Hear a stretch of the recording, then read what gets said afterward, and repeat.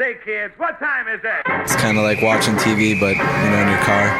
104.7 The Cave, Mike the Intern, Jay Stevens in the studio this morning for Dark Side of the Stream, episode 218. This week was my pick, even though Jay gave me the suggestion. I had to throw you a softball. Phenomenal suggestion. Right. Great documentary. Documentary, hour-and-a-half watch on Netflix. It's called The Lost Children, and in which it tells a story about a plane crash that happened in the very remote jungle of Colombia in 2023. So this was not that long ago. And basically, it is an incredible, very layered, deep story that goes so much more beyond than just a plane crash or we lost lives and then these children survived and were rescued.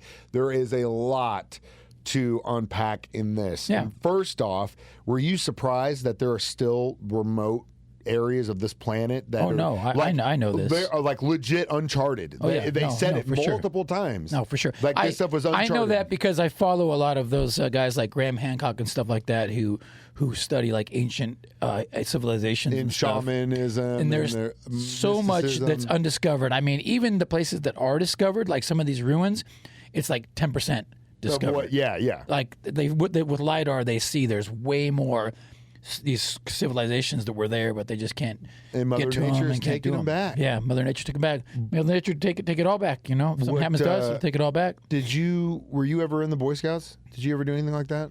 I was in the Cub Scouts for maybe 2 or 3 months, and it was not my day. I was not in Boy Scouts though.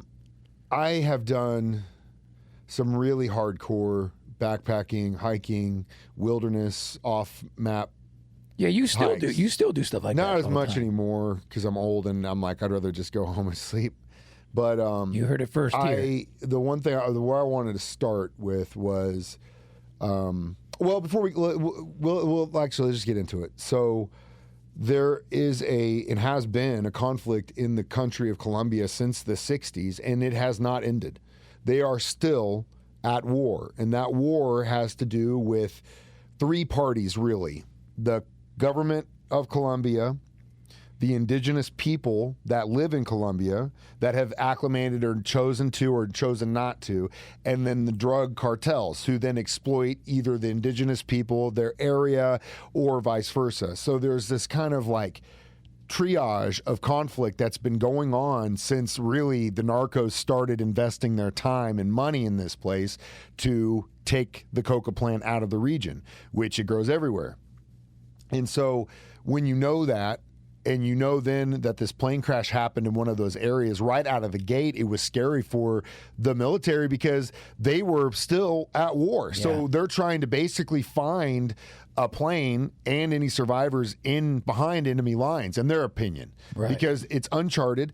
They had no idea what was going on. They didn't know if there were any survivors. But just in my mind, trying to find something like that in an uncharted place, needle in a haystack. Then on top of it, it's not just uncharted. It's literally everything can kill you. Malaria. You got snakes.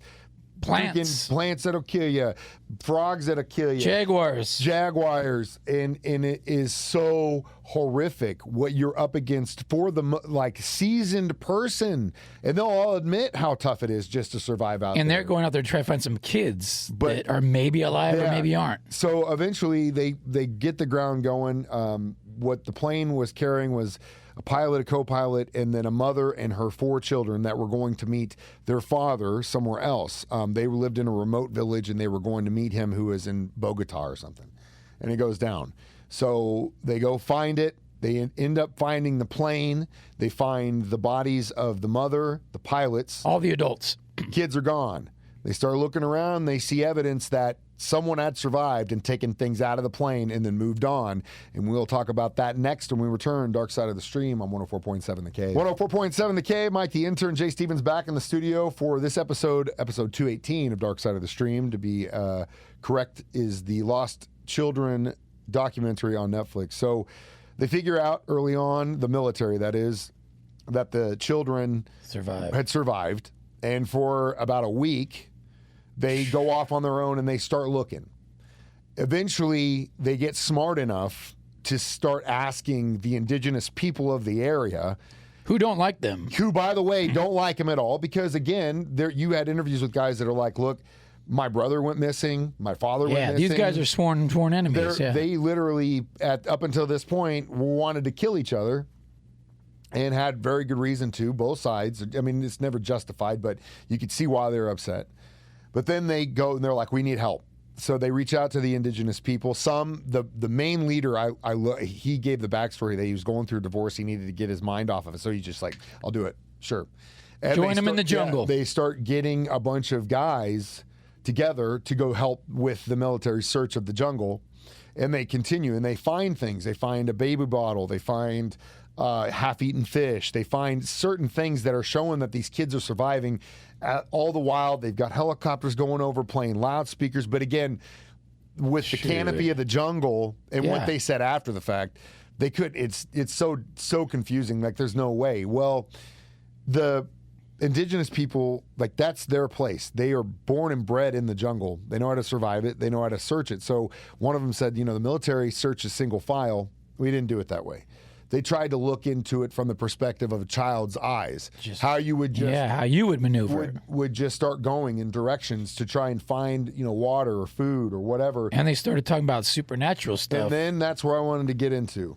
So I asked you last break if you had been a Boy Scout.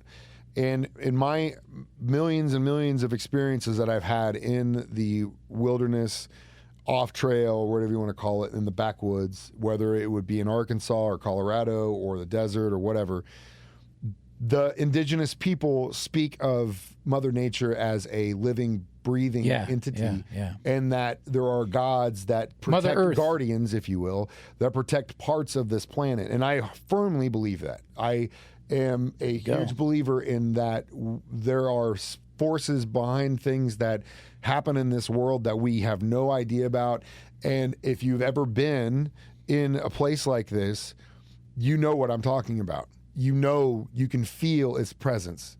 I believe it. You can see it. I'm sure in Hawaii, they're deep in that scene. Yeah. You know what I mean? No, there's a lot of It's not drugs. Things, it's not like Mike and Jay are on acid out in the woods. No, it's things that you can't really explain, and you are there. Yeah. It's something that you can't explain in electricity, a presence, but eventually the soldiers start to experience it themselves, and even the ones that are like, look, I'm a practicing I don't Catholic. believe this, I believe there's one God, but I will also say there are supernatural things that happen, and they happen to us. They saw some weird stuff, And all the while, they are trying to find these kids, 4 kids, an 11-month-old, like a 3-year-old, a 9-year-old, and then a 13-year-old girl. Crazy. Who's literally keeping them alive. And it's days and days, and you figure these adults are freaked out. Imagine these kids, man. And then eventually the team gets sick, like coughing up blood sick. It's nastiness out there. At the same time, they're considering the fact that even while they're getting their butts kicked by the jungle, those 4 kids are still alive, hopefully, and they're going through the same thing. And we'll get back to what that meant next. Dark Side of the Stream on 104.7 The Cave.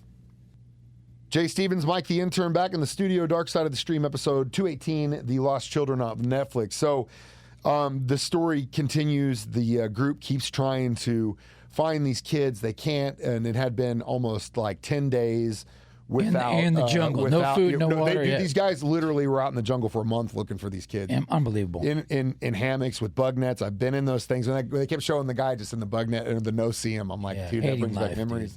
But anyway, they'll get horribly sick. Their shamans coughing up blood. The group of rescuers gets smaller and smaller because soldiers are getting sick. They got to go home. Indigenous guys, they're getting sick. They got to go home. If they don't get better, they've got a medic on site. If they don't get better, they send them out. Helicopters coming in a couple days for supplies and taking guys out. Eventually, it comes down to a group of like 8, 10 guys left. Soldiers, and some indigenous guys. The shaman comes out and says, here's where it takes a twist. There's one thing. Well, there's actually 2 twists in this too. Here's the big twist, though. One of which, literally, they're like, tomorrow's the last day. If we don't find them tomorrow, we're done. And so the shaman says, there's one thing we haven't tried, and that is drugs. The root, plant, or vine.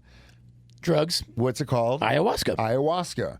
It is a very potent form of DMT. Hallucinogen. Right? Well, ish. Yeah, it's the same experience. Well, yeah, but that'd be like saying those guys who were putting green leaves and were high on coke. It's not the same thing. Do you want me to go science with you? No, it's a very similar experience once you get in there. It's different in the sense that DMT is a derivative of that plant. Yeah. So it's not the same thing because when you take a derivative of the THC plant, it's not the same thing. I think it's a shorter experience when you smoke it. But also DMT, you're right? getting other things when you do the ayahuasca that are also aiding into that experience that you don't get when you pull it out. Gotcha. So same thing with when you get a full spectrum THC plant. You're getting parts of the plant. I think the ayahuasca is a much deeper, longer experience. Supposedly. Right? And it makes you extremely sick. Yeah. There's also part of it that you're opening yourself up to things when you do those things. Sure. And I'm just going to be very clear on that. People do them all. People fly down there and do them, man. You got to be lose your ego very, very careful when it comes to those things. It's not like going to buy a bag from your buddy and not a try recreational drug. It's not something to be messed with. And that's the warning I'll give when it comes to ayahuasca or DMT. And for the record, Mike and I have both not tried ayahuasca. Not ayahuasca. I'll say that. I would be open to the experience for sure, but it's people go down there. It's documented. Like Aaron Rodgers goes down there and does. Like a lot of big name guys go down there and do it. It's a trip for sure, man. You're in for a long haul. But it's a part of a bigger question, and that is, can hallucinogens benefit us neurologically? And as a big proponent of psilocybin, they do. The active ingredient in mushrooms, they do. It is a huge benefit, not only for your psyche to I equate it to almost like breaking the plaque off your brain. Yeah. That just starts to build up. Clean, almost like your hard drive. Clean out your hard drive. And it has a lot of benefits. But anyway, so the shaman, they actually get the Colombian government to fly in a bunch of this stuff. And they make it, and the first dose they give to the father, which doesn't go anywhere. And they all said it was a waste. Yeah. And the reason was because allegations of child abuse and shady character abuse came out about this guy who everyone felt sorry for. He lost his kids. We'll come to find out he was abusing the wife and abusing the children. He is currently being held in prison in lieu of the charges against that. So bye-bye. Well, that's why the jungle rejected him. Yep. Then they had one more dose. They give it to the shaman, and his experience was amazing. It gets done. They all come in. How was it? He basically says he turned into a jaguar, found them immediately. And he says, I know where the kids are. Here's where we need to go. And then he goes, 3 o'clock tomorrow, we'll find them. Yep. And then that last day, everyone comes back shaking their heads except for the 4 Paloma. Was it Paloman? Paloman, yes, Palomans. Dude, and they're the ones that found they went right where he told them to go, and that's where the kids were. There were so many other levels of... How do you explain that, though? Like, if you were a non-believer of ayahuasca... You can't, right? There is a spiritual and energy that exists in these places that are older than us, that are older than mankind. Right. I believe you. If you can figure out ways to tap into those things. But I'm saying the non-believer, how would you explain that? Oh, just chance that they happened to go where he told them to go and the kids were there? Like, you can't explain that, like, realistically. Well, the shaman believed. He believed. Right, but I'm saying, like... Who is a non-believer? No, say an outsider that doesn't believe in this kind of stuff. We saw what happened. Yeah. The father got rejected. No, you're not understanding. So we're saying that he took these drugs and that's helped him find these kids.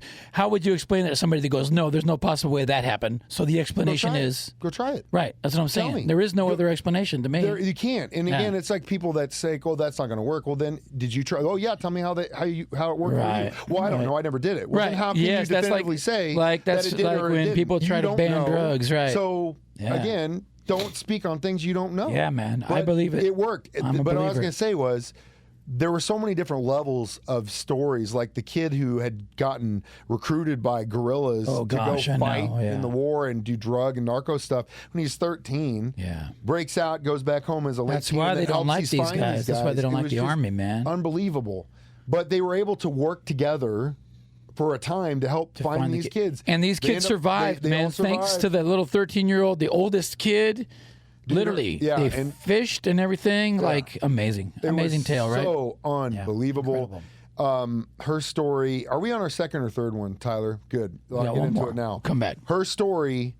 Well, we can't. We don't have time. Her story was gut-wrenching. What this 13-year-old girl went through by herself, crawling on her knees for 20 days. Carrying a little one, too. To get food and water for her brothers and sisters. Just, I can't even imagine. I couldn't do it. Doing that as a 40-year-old man, let alone I couldn't do it. No. But luckily for her, her mother being indigenous, they taught them how to survive in the jungle. Had they not been indigenous, there's no way these kids would survive. But they did. The boy literally was on the brink of death when they found him. They got him good, and everything's cool. And at the end of the movie, you find out that, of course, the father is, because I'm like, dude, if they get him back to that father, I'm going to fly down to Colombia myself. But luckily, he's in prison. He's out, and they are in the care. Hopefully, if this is a good thing. I think the aunt, right, or something like that. Well, it said the Children Protective Services, but these kids became literally the face of Colombia. Yeah, so I don't think anything bad is going to happen to them. Yeah. Hopefully, they've got a bright future. And we'll talk about our reviews of it next. Dark Side of the Stream on 104.7 The Cave. Sorry, that one went long. I wanted to get all that. That one did go long. I feel like they go longer when we do video. That we've been going longer. I think. That's good though. We're giving good content. Yeah, I guess so. Right. Right, Tyler. All right. 104.7 The Cave. Mike the Intern. Jay Stevens back in the studio one more time. Dark Side of the Stream, episode 218, The Lost Children on Netflix. How many cups of the ayahuasca would you drink for this? I'm going 4.5 because straight. It had what I want. I love when there's a good crazy twist in a documentary. Have we done a perfect score? Oh yeah, we've had a couple What was perfect the perfect ones. score? I don't remember. We've had a couple perfect scores. I think we've had about 3 perfect scores. I gave it a perfect score. You go perfect Yeah, on this one? 100%. I'm going almost perfect just because. I think they did such a great job of telling a human story, a political story, a spiritual story, a story of redemption, a story of survival, a story of like how even to us as Americans, like, you know, we're so driven to succeed and get. And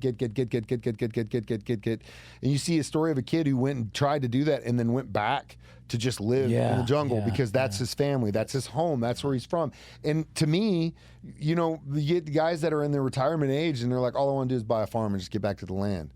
Yeah. So then what is the hustle and bustle of those 60 years where you're not seeing your family, you're not with your wife, you're not... Is it worth it? Is it worth it? Is it worth it? Yeah. Is it worth it? Yeah. To me, it's not. These guys are proof of that we've lost something in this world that we need to get back bad, because our lost connection with this planet and everything that it provides, and that's what everybody says. Destroy it. When people fly down there to do an ayahuasca experience, they all come back with that same kind of message, like, this is all BS. And I did it without drugs. Yeah, this is all BS. This isn't like Mike's hippy dippy. He's a big.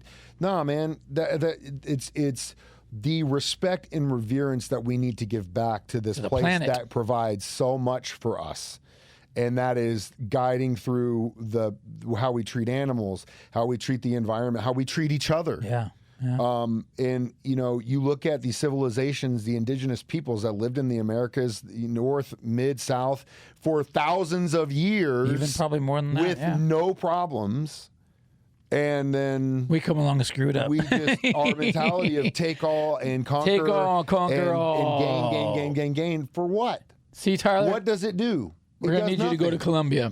It does nothing, in my opinion. I'll get out my soapbox. But I thought that this was a very great documentary that I think everyone should watch and really give pause about the type of person that you are and what kind of energy and light that you bring back into this world. It's a good one. It was a good one. That's what it's all about.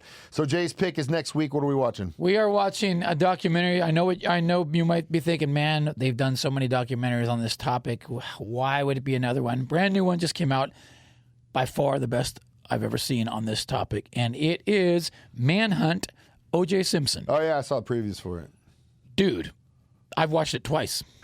It's that good. I told you about that political science teacher I had that was huge into conspiracy theories in Cape. He had this huge docket of JFK, had a huge docket of the OJ conspiracy theories until everything is proven true, which has been happening a lot lately. Well, yeah. There was his theory for the longest time was that it was a mob hit. And because in the 80s when he was opening restaurants in LA, they were funneling drugs through. Well, and then when he got clean, he said no, and they were still wanted the piece. This one shows a lot of evidence that they weren't allowed to use in court, and it's pretty wild. Well, OJ did it. I mean, it's check it out. But it also interviews the police and the guys involved now, even the red flag of it all guy. Yeah, it's pretty. all right. It's for an OJ documentary. It's by far the best one, and it's made like a movie. It's really nice. It keeps your blood moving. You get goosebumps. It's nice. Cool. Well, watch it. You can watch us do this every Thursday at 9 a.m. on Facebook or YouTube. You can listen to us for free on our 104.7 The Cave app as a podcast. You can apply for Tyler's job if you feel you can push 2 buttons for an hour every day. Good luck with that. Tyler does so much around here that when he shows up on time, he does a great job. And then you can listen to us do it live and in person on our shows at 9 a.m. or 6 p.m. on either my or Jay's show. As always, I'm Mike the Intern. I am Jay Stevens. And we remind you, we watch movies documentaries so you don't have to. It's Dark Side of the Stream on 104.7 The Cave.